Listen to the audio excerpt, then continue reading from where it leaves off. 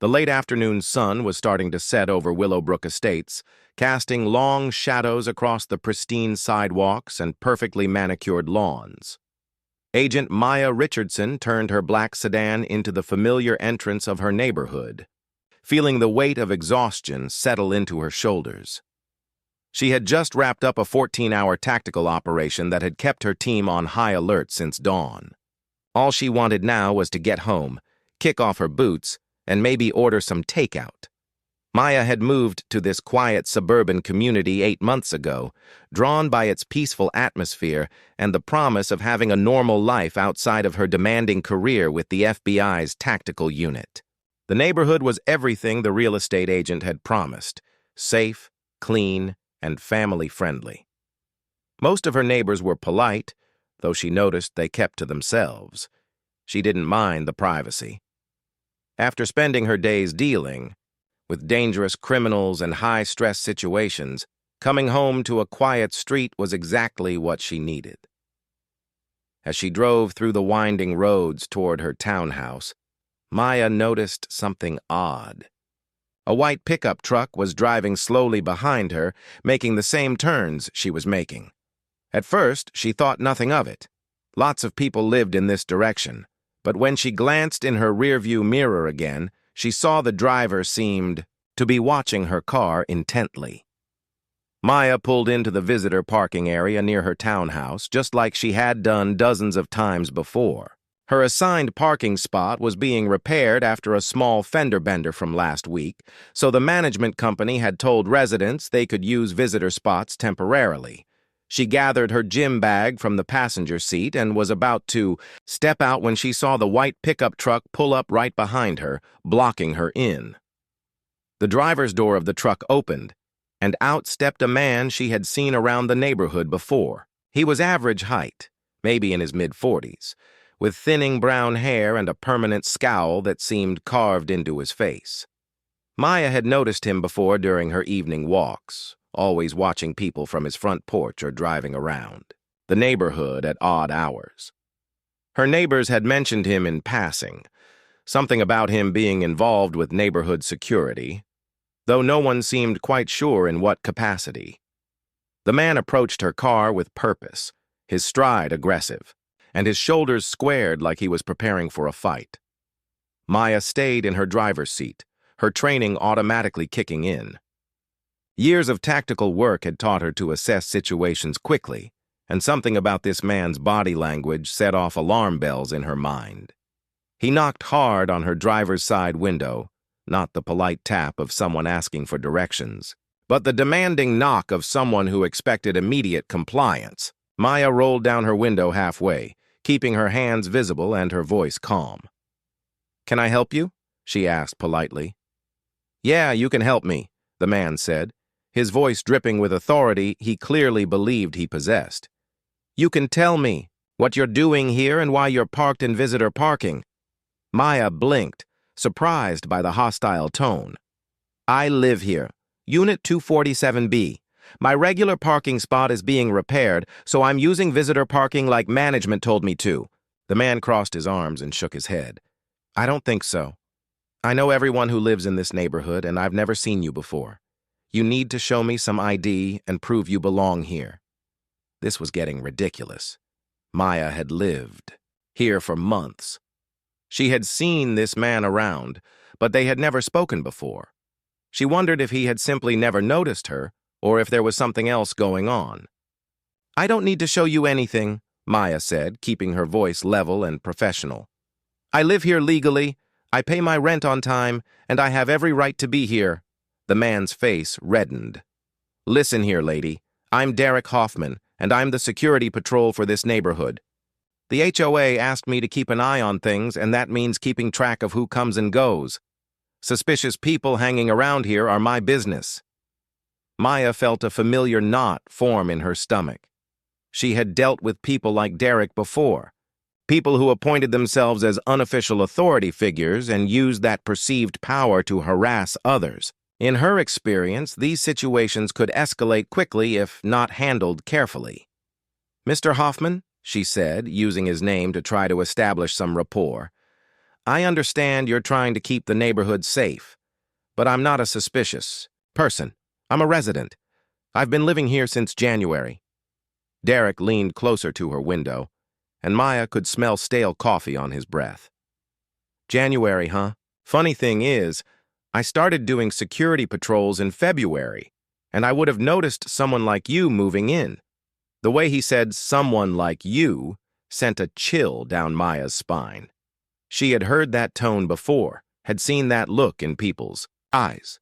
It was the look that reduced her from a federal agent, a tax-paying citizen, a person with hopes and dreams and fears, down to just her skin color. Well, you must have missed it, Maya said, her patience starting to wear thin. Now, if you'll...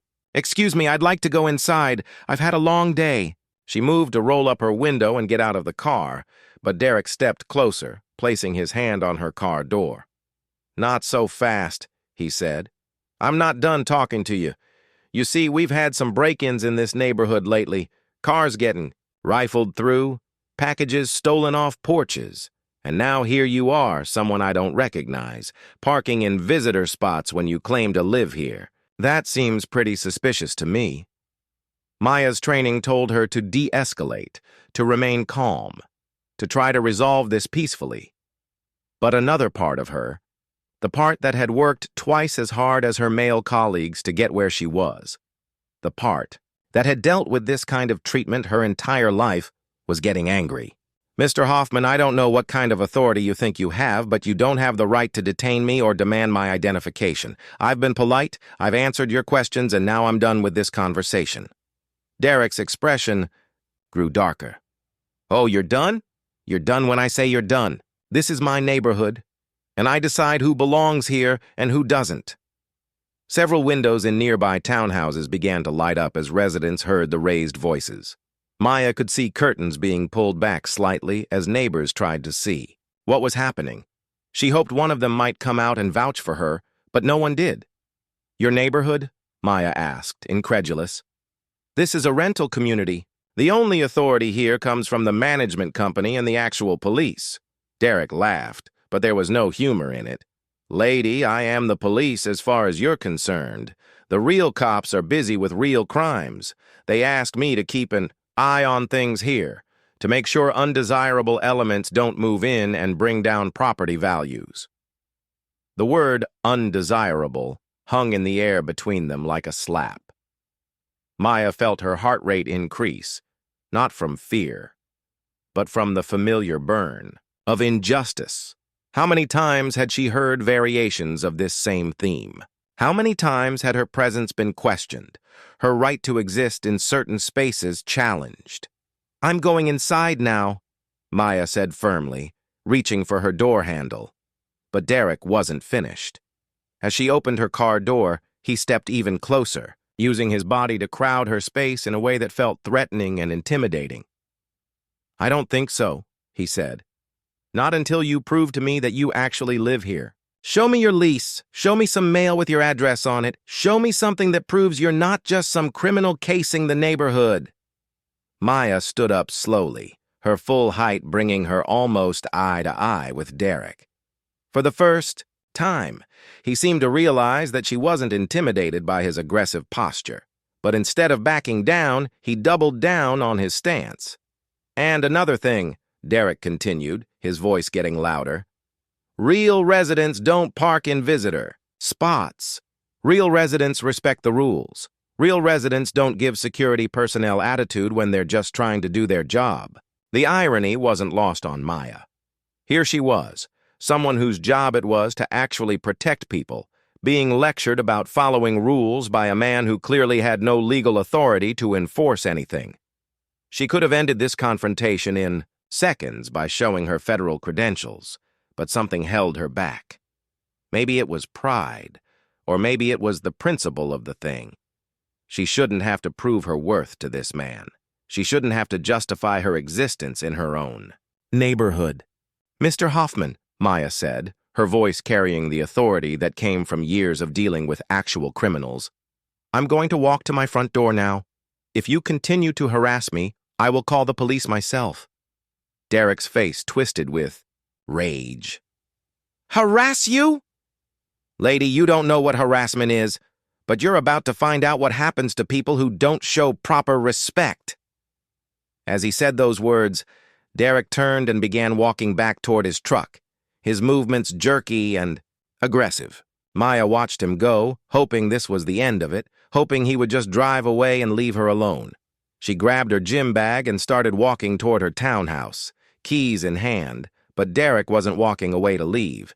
He was walking to his truck for a very different reason, one that would turn this neighborhood dispute into something far more dangerous than either of them could have imagined. Maya had only taken 3 steps toward her front door when she heard Derek's truck door slam shut with more force than necessary. Something about the sound made her pause and glance back over her shoulder. What she saw made her blood run cold. Derek was reaching into his glove compartment, his movements quick and purposeful. Maya's tactical training kicked in immediately. Her mind began processing the situation like a computer, calculating distances, escape routes, and potential threats. She had seen that particular type of urgent rummaging before, and it rarely ended well. She slowed her pace toward her door, not wanting to turn her back completely on Derek while he was clearly agitated.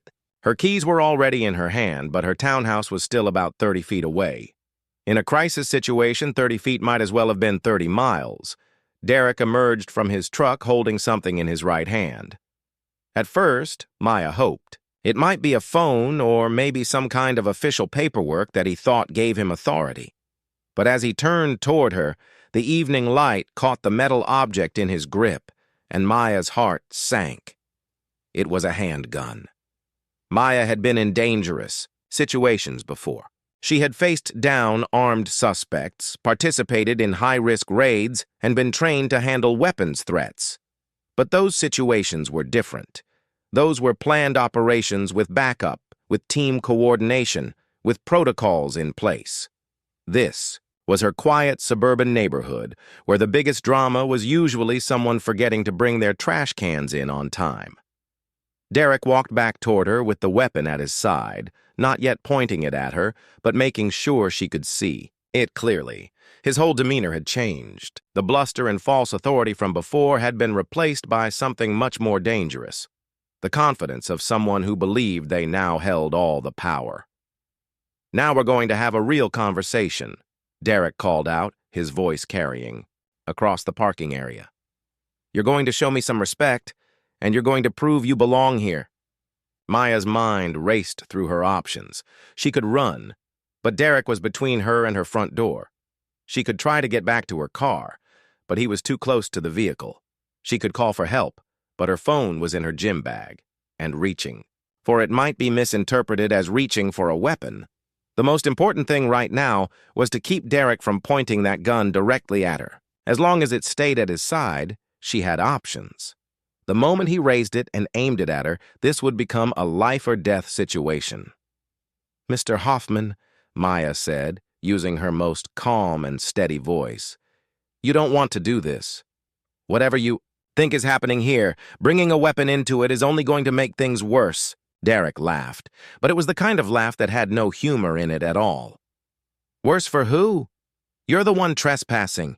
You're the one being disrespectful. You're the one who doesn't belong here." As he spoke, Maya noticed that lights were coming on in more windows around the parking area. The raised voices had definitely caught the attention of her neighbors. She hoped someone would have the sense to call the police, but she couldn't count on it. People had a tendency to assume someone else would make the call or to not want to get involved in what looked like a neighbor dispute. "I do belong here," Maya said, taking a small step to her left, trying to create some distance between herself and Derek.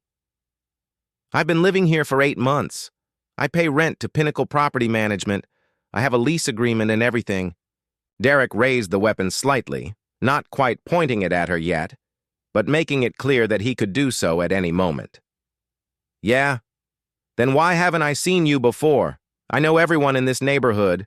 I know their cars, I know their schedules. I know who belongs and who doesn't." The answer to that question was both simple and complicated. Maya worked long hours, often leaving before dawn and coming home after dark. She traveled frequently for operations. When she was home, she tended to stay inside, catching up on sleep or dealing with paperwork.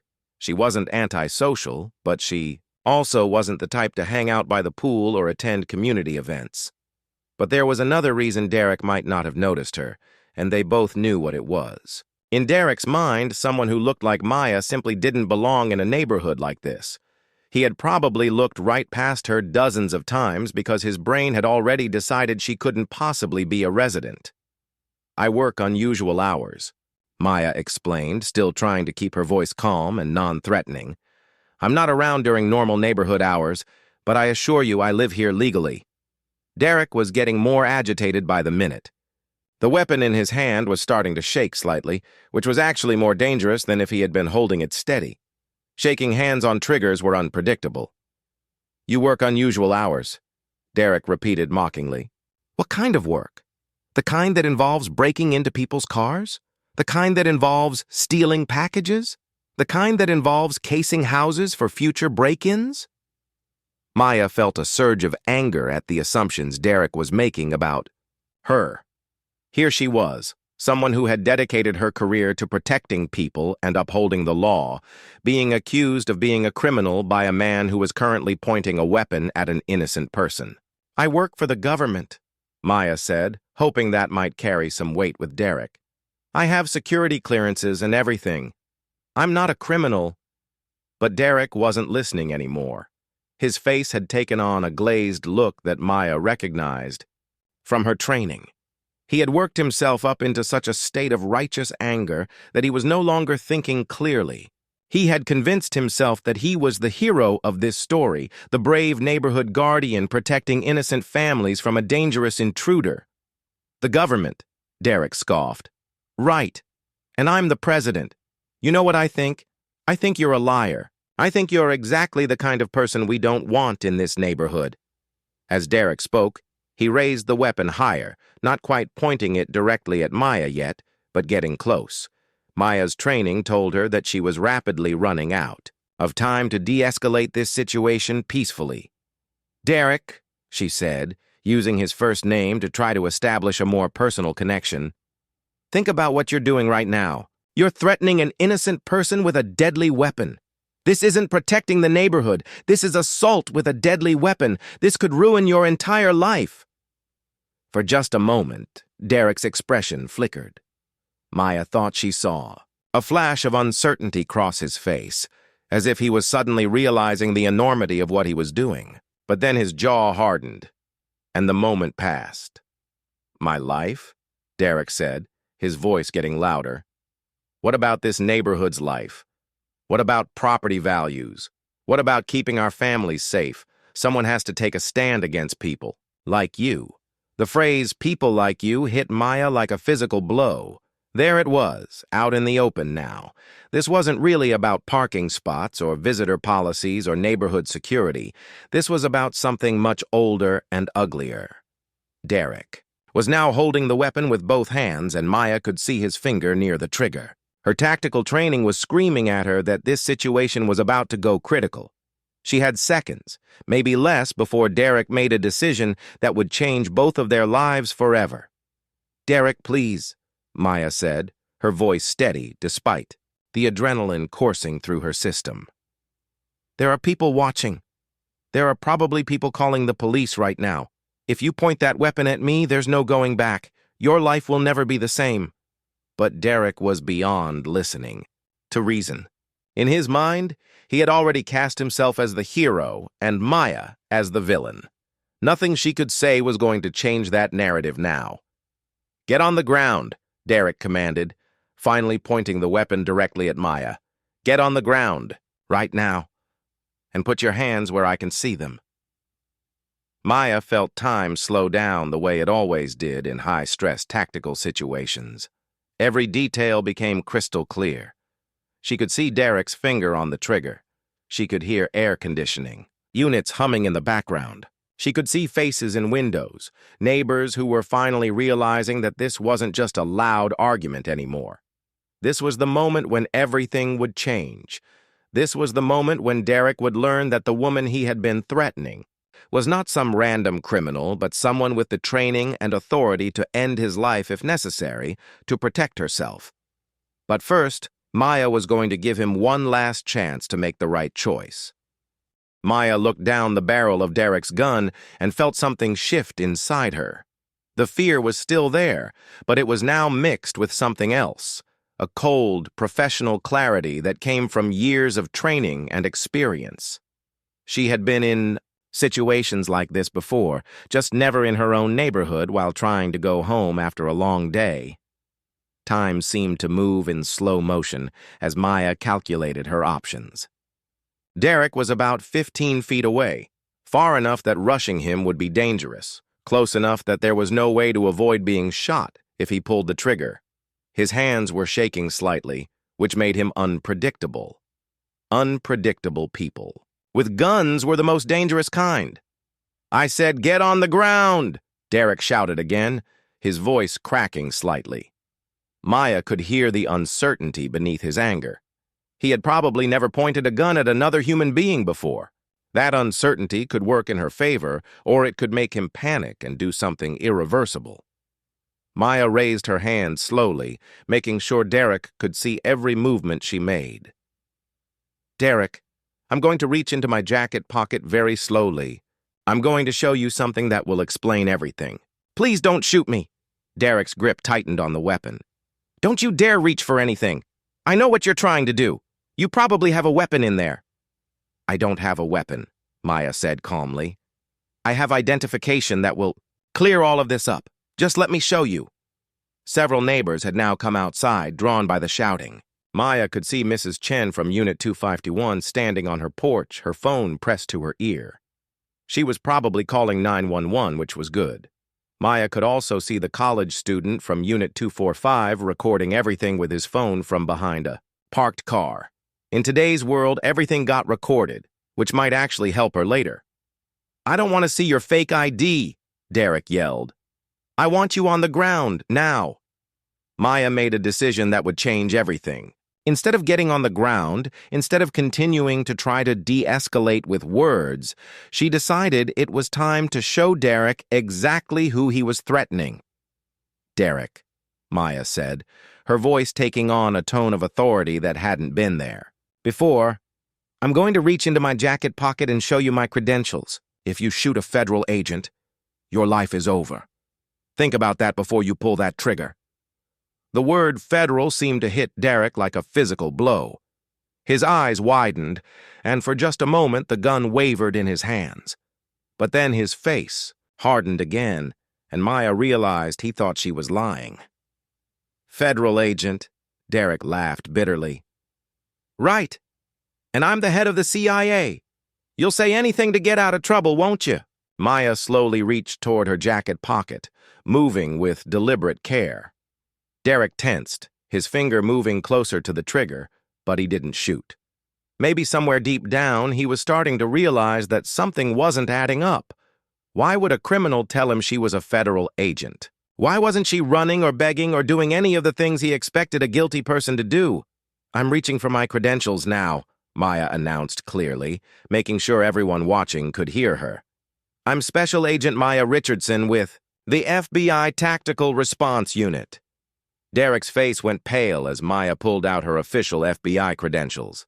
The gold badge caught the light from the street lamps that were just starting to come on. Even from 15 feet away, Derek could see that it looked real. Very real. "That's fake," Derek said, but his voice had lost most of its conviction. "Anyone can buy a fake badge online." Maya held up the credentials so Derek could see them clearly. "This badge is real, Derek. This federal ID is real. And the gun you're pointing at me right now? That's a federal crime. You're looking at serious prison time." The neighbors who had been watching from a distance were now murmuring among themselves. Maya could hear fragments of their conversations.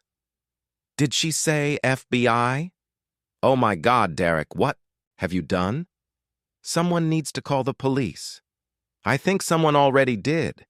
Derek was starting to sweat despite the cool evening air. The reality of what he had done was beginning to sink in. He had pulled a gun on a federal agent. He had threatened to shoot an FBI officer. These weren't the kind of charges that got dismissed with community service. "You're lying," Derek said again, but now it sounded more like he was trying to convince himself than Maya. "You don't look like an FBI agent." Maya almost laughed at that. "What does an FBI agent look like, Derek? Did you expect me to be wearing a suit and sunglasses? Did you think I'd have FBI written across my forehead?"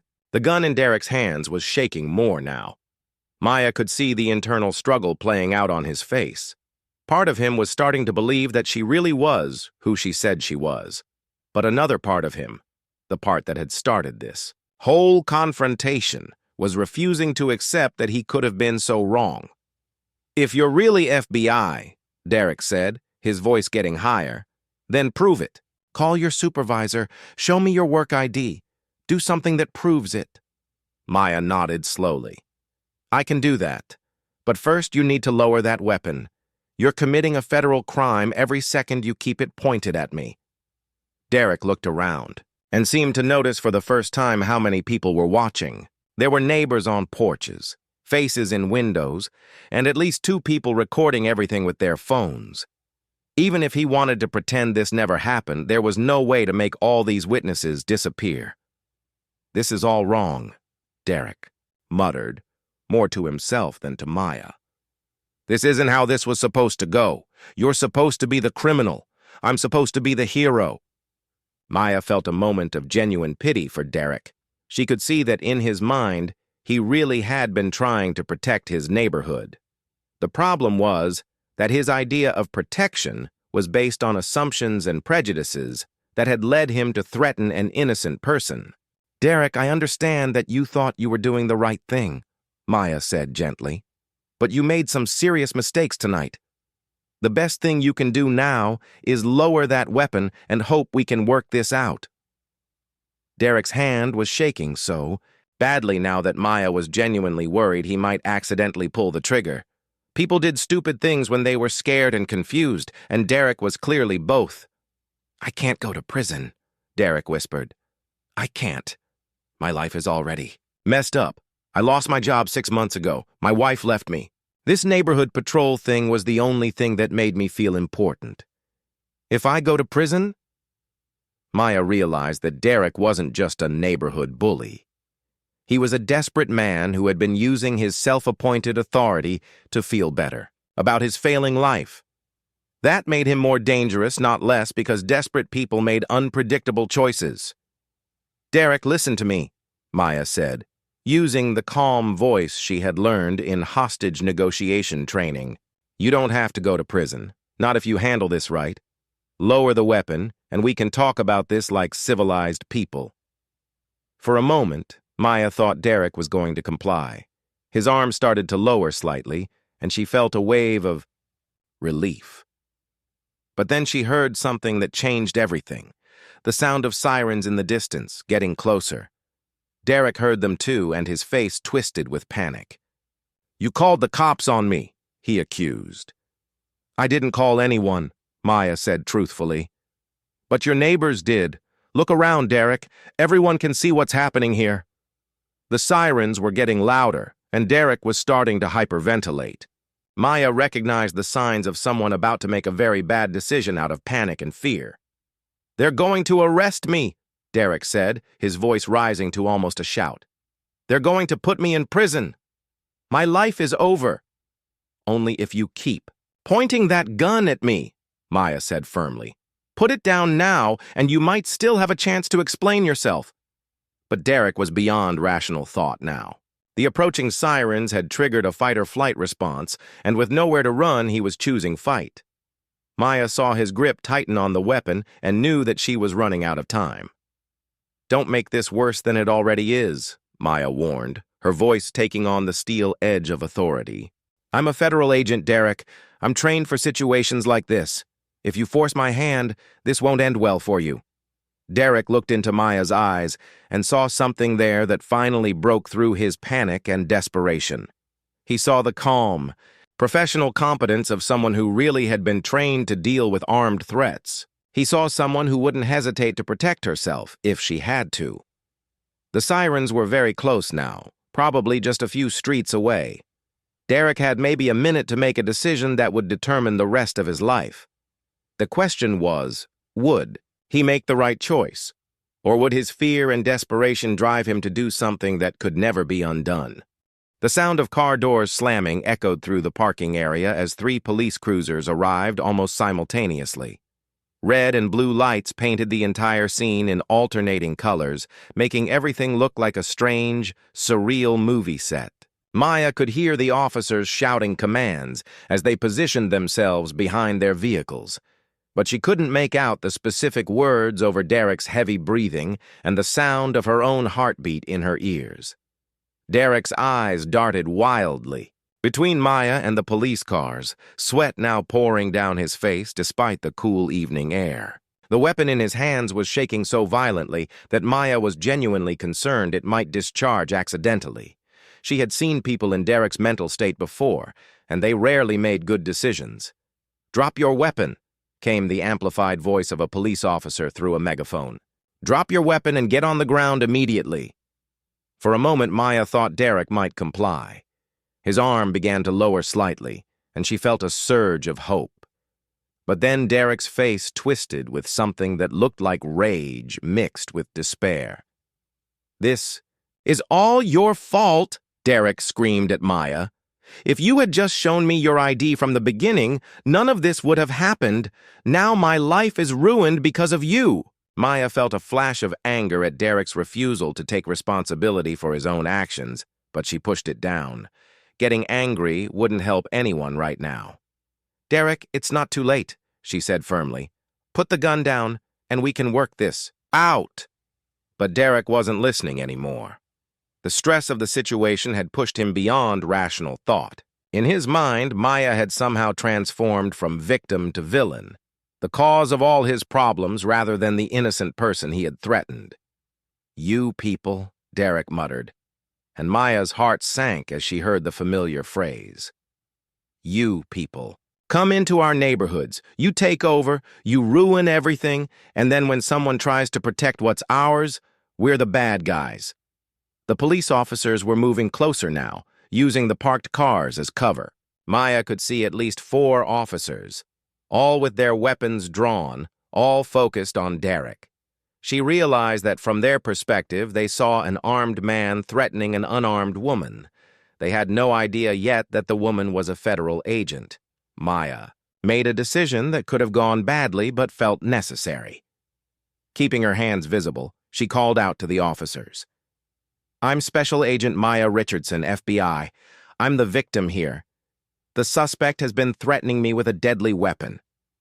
One of the officers, a sergeant by the stripes on his sleeve, called back. "Agent Richardson, can you move away from the suspect?" Maya glanced at Derek, whose face had gone even paler when she identified herself to the police. The reality that she really was a federal agent was finally sinking in completely. "I don't think he's going to let me move," Maya called back. "He's in crisis. Approach carefully." Derek was looking around wildly now, seeming to realize for the first time that he was completely surrounded. There were police officers in front of him, neighbors watching from every direction, and no way out of the situation he had created. "I didn't mean for this to happen," Derek said, his voice breaking. "I was just trying to protect the neighborhood. I was just trying to do the right thing." Maya felt another wave of pity for Derek, even though he had just spent the last 20 minutes threatening her life. She could see that he genuinely believed he had been doing the right thing, which made the whole situation even more tragic. "I know you thought you were helping," Maya said gently. "But Derek, look around. Look at what this has turned into. This is why we have trained police officers. This is why neighborhoods don't need armed vigilantes." Derek's grip on the weapon loosened slightly, and Maya thought she saw tears in his eyes. "I lost my job," he whispered. "My wife left me. She said I was becoming someone she didn't recognize. This security patrol thing was the only thing that made me feel like I mattered." The sergeant was closer now, maybe 20 feet away, moving, carefully and keeping his weapon trained on Derek. "Sir, I need you to put the weapon down immediately. Nobody wants to get hurt here." Derek looked at the sergeant, then back at Maya. then at all the neighbors who were watching from their porches and windows. Maya could see the exact moment when the full weight of what he had done finally hit him. His shoulders sagged, and the fight seemed to go out of him all at once. "I messed up," Derek said quietly. "I really messed up, didn't I?" "Yes, you did," Maya said honestly. "But it doesn't have to get any worse. Put the gun down, Derek." Derek looked down at the weapon his hands as if he was seeing it for the first time. "I never shot anyone before," he said. "I never even pointed a gun at anyone before tonight. I just wanted to feel important again." Maya could hear more sirens in the distance. Backup was arriving, probably including federal agents once word got out that one of their own was involved. This was going to become a very big deal very quickly. "Derek," Maya said, using her most professional voice, "if you put that weapon down right now and surrender peacefully, I'll make sure the prosecutors know you cooperated. I'll tell them you were having a mental health crisis and that you didn't actually try to hurt me." The sergeant looked surprised at Maya's offer, but he didn't contradict her. He had probably been in situations like this before and knew that sometimes you had to give people a way to save face in order to end things peacefully. Derek was crying openly now, tears streaming down his face. "My life is over anyway," he said. "Even if I don't go to prison, everyone in the neighborhood knows what I did. I can never show my face here again." "Your life isn't over," Maya said firmly. "You made some bad choices, but you can still make a good choice right now. Show everyone that you're better than this moment." For what felt like an eternity but was probably only a few seconds, Derek stood frozen in place. Maya could see him wrestling with himself, trying to decide between doubling down on his mistakes or taking the first step toward making things right. Finally, Derek let out a long, shuddering breath and slowly began to lower the weapon. "I'm sorry," he said, so quietly that Maya almost didn't hear him. "I'm so sorry." "Put it on the ground," the sergeant instructed. Nice and slow, Derek placed the gun on the asphalt and stepped back, raising his hands above his head. Maya felt a wave of relief wash over her so strong that her knees nearly buckled. It was over. The officers moved in quickly, one securing the weapon while two others handcuffed Derek. Maya could hear him sobbing as they read him his rights, apologizing over and over to anyone who would listen. As Derek was being led to one of the police cars, he looked back at Maya one last time. "I really am sorry," he said. "I never meant for it to go this far." Maya nodded. "I know you didn't, Derek. I hope you get the help you need." After Derek was secured in the police car, the sergeant approached Maya. "Agent Richardson. I'm Sergeant Williams. Are you hurt?" Maya shook her head. "I'm fine, Sergeant. Thank you for handling this professionally." Sergeant Williams looked around at all the neighbors who were still watching from a safe distance. "This is going to be all over social media by tomorrow," he said. "Probably the news too. You okay with that?" Maya sighed. She had been hoping to keep a low profile in her neighborhood, but that was clearly no longer an option. "It is what it is," she said. "At least it ended peacefully." As the police finished collecting evidence and interviewing witnesses, Maya finally made it to her front door. Her hands were still shaking slightly as she put her key in the lock. What should have been a simple trip home from work had turned into one of the most stressful experiences of her life. Mrs. Chen from Next. Doctor approached cautiously. "Agent Richardson, I'm so sorry about what happened. I had no idea Derek was like that." Maya turned to face her neighbor. "It's not your fault, Mrs. Chen. And please, just call me Maya." Over the next hour, several other neighbors came by to apologize and express their support. Maya learned that Derek had been making people uncomfortable for months, but no one wanted to cause trouble by complaining. Several neighbors mentioned that they had always assumed Maya was just a quiet professional who kept to herself, which was exactly what she was. The incident made the local news the next day, then went viral. On social media, The video footage from neighbors' phones showed everything clearly: Derek's aggression, his threatening behavior with the weapon, and Maya's calm, professional response to a dangerous situation. Derek was charged with assault on a federal officer, making terroristic threats, and unlawful use of a weapon. The judge set his bail at $50,000, which he couldn't afford. He remained in jail awaiting trial. Maya testified at Derek's hearing a month later. True to her word, she told the court that Derek had been in crisis and had ultimately cooperated when given the chance. The prosecutor, taking Maya's testimony into account, agreed to a plea deal that would get Derek counseling and community service along with probation, provided he had no further contact with Maya or anyone else in the neighborhood. Derek accepted the plea deal and moved out of Willowbrook Estates shortly after. Maya heard through neighbors that he had gotten a job in another city and was attending therapy sessions. She hoped he had learned something from the experience and would never put anyone else through what he had put her through. The HOA board issued a formal apology to Maya and implemented new policies about unauthorized security activities.